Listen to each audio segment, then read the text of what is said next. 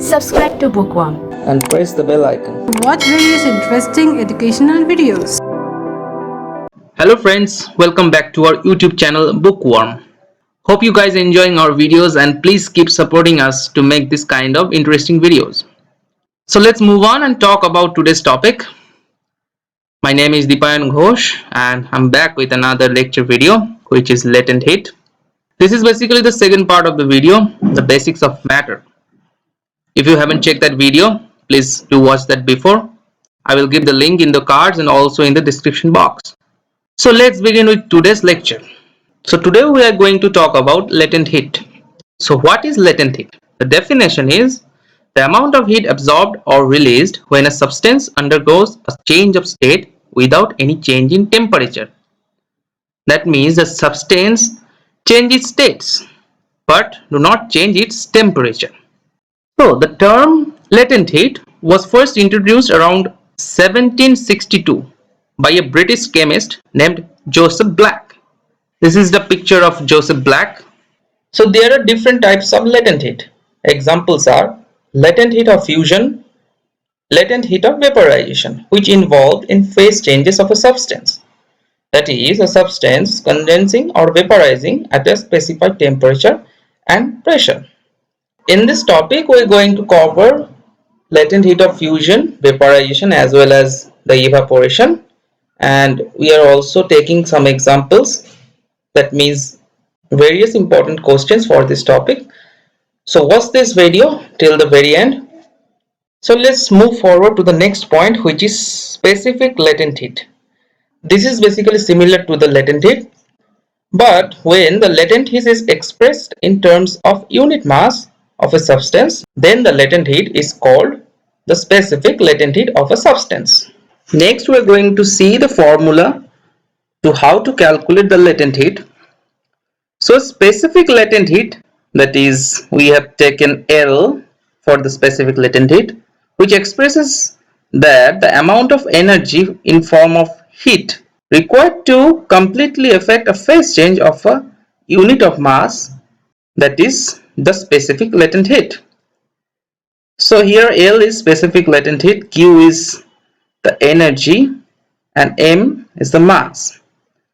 So the formula is L is equal to Q by M, or Q is equal to M into L.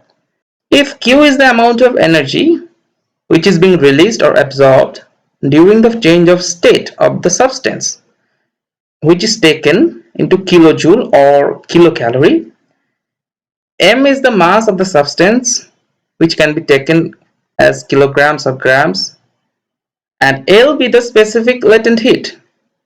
Then the unit of the specific latent heat be kilojoule per kilogram or kilocalorie per gram. There is an important relation between calorie and joule, that is 1 calorie is equal to 4.2 joule. This is how we can convert from calorie to joule easily. So here is an example. The latent heat of ice is 80 calorie per gram. Moving forward, we are now going to talk about different types of latent heat.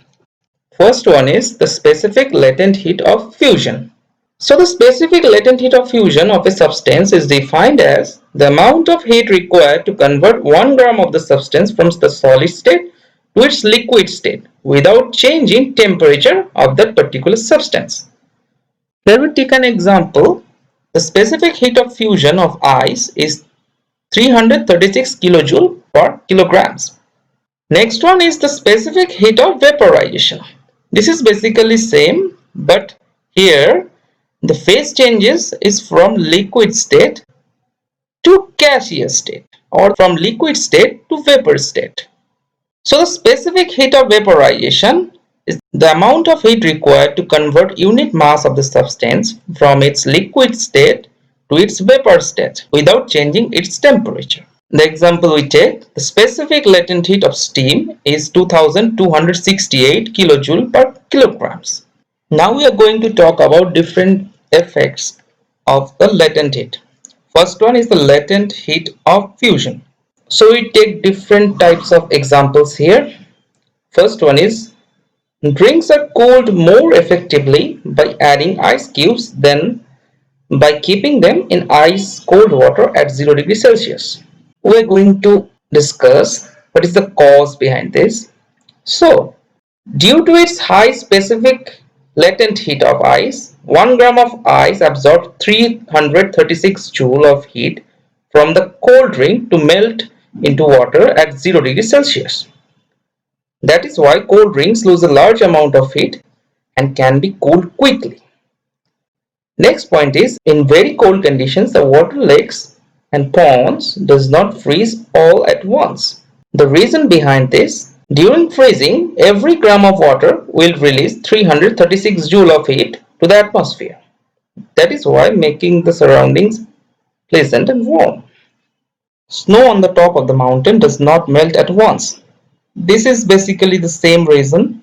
It changes into water slowly because every gram of water of ice it absorbs 336 joule of heat to convert into water. Ocean currents carry icebergs for a long distance.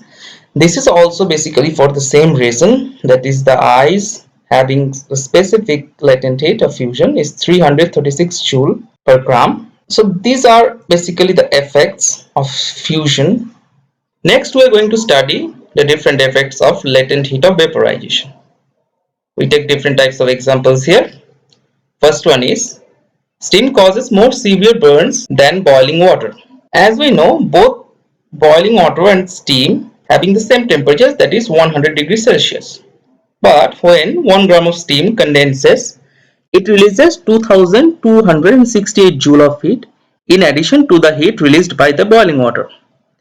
That is why steam causes more severe burns than boiling water does.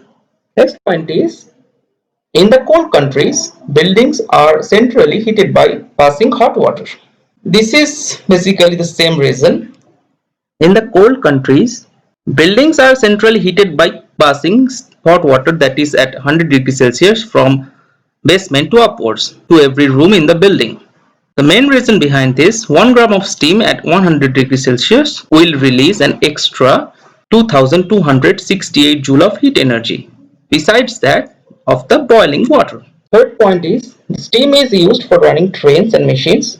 This is basically the same reason. The latent heat of evaporation for the steam is 2268 joule per gram. Next we are going to study about the different effects of the specific latent heat of evaporation. As we know, the definition of evaporation is the change from the liquid state to its vapor state at all temperatures. That is the evaporation. So the few examples we take.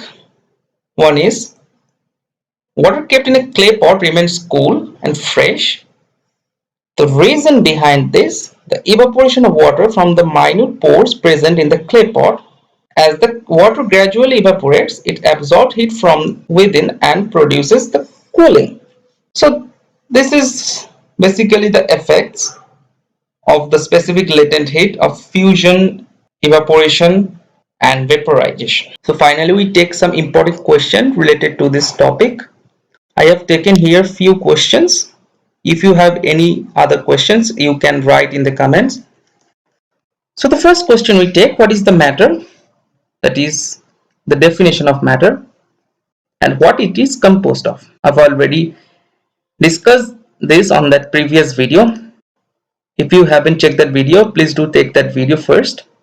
So the answer is, anything which occupies some space and has some mass or weight is called matter. And what it is composed of, the answer is, the matter is composed of tiny particles, that is called molecules, and the molecules consist of atoms. The second question is, state three properties of molecules of matter. So this is basically the kinetic theory of matter, which I have told in that video also. The answer is, we have taken three properties. First one is, they are very small in size. Second one is, they have spaces between them. Third one is, they are in constant motion and they possess kinetic energy. So I have discussed these points also in that video in a detailed way. Third question we take, what do you mean by the intermolecular spaces? How do they vary in different states of matter? So this is basically the spacing between the molecules of the different states of matter, that is the gas, liquid and the solids. The spacing between the molecule is called the intermolecular distance. So how do they vary in different states of matter? So the intermolecular distance is very small in solid and it is higher in gas. So the intermolecular spaces is less in solids, more in liquids and more in gases. So question number 4. What is meant by the intermolecular forces? Mind it is intermolecular forces, not intermolecular distance. What is meant by the intermolecular forces of attraction? So the intermolecular forces between the molecules, that is called the intermolecular force of attraction. Okay, the distance is called the intermolecular distance and the force is called the intermolecular force. This is very easy. Fifth one is, what do you mean by the change of state?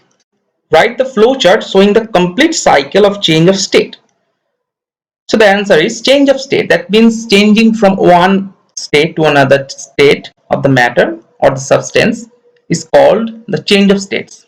So the process of change from one state to another state, either by absorption or rejection of a heat at constant temperature, is called the change of state. The flow chart showing the complete cycle, which I've already discussed and already shown in that video. Please go check out that video. You have find the answer there. This is basically very easy. I have discussed that in that video in a very easy way, so you can easily understand that. Sixth question is, differentiate between melting point and boiling point, giving at least one example of each. So first, the melting point, the temperature at which a solid starts changing into liquid without further increase in temperature. That is the changing states from solid to liquid. Example is ice melts at 0 degrees Celsius into water when heated. Next one is the boiling point, the temperature at which a liquid starts changing in vapor state without further rise in temperature. Example is the water boils at 100 degrees Celsius. That is the boiling point. Moving forward, describe the process of condensation and sublimation with examples.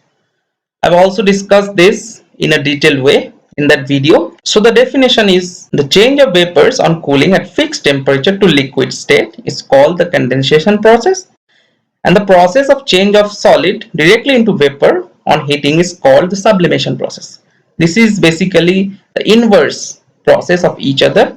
Examples are when the water vapors at 100 degrees Celsius and cool down into water. That is the liquid state. So water changes to vapor, that is the example of sublimation, and cool down into water, that is the condensation process. So next one is question number 8.